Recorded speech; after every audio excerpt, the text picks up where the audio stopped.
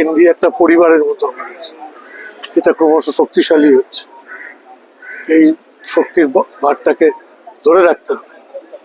তিনি আগে আমাকে একটা কথা বলেছিলেন, আজকেও বললেন, যে আমি যতদিন প্রধানমন্ত্রী সেই সময়ের মধ্যে ব্রিটেনে 8 বার প্রধানমন্ত্রী বদলে গেছে। অর্থাৎ দেশের মানুষ স্টেবিলিটি চাই। এটা কি বোঝাতে গিয়ে এই প্রসঙ্গটা তুলে আনলেন। ব্যক্তিগত কথার মধ্যে দিয়ে বক্তব্যে বললেন যে 40 বছর হয়ে গেলে সবাই একবার করে মাসে বা বছরে হেলথ চেক আপ করাবে। কতজন যোগাসন করেন, হাত তুলুন।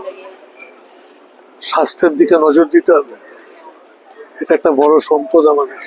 তিনি সকলের সঙ্গে বসে রীতিমতো টেবিলে কফি খেলেন, আমাদের এমপিদের সঙ্গে বিভিন্ন ক্ষেত্রে যারা কালচারালি ওয়ার্ল্ডে আছে তাদের সঙ্গে আলাদা করে কথা বললেন। প্রধানমন্ত্রীর সঙ্গে বৈঠক খুব সুন্দর পরিবেশের মধ্যে হয়েছে।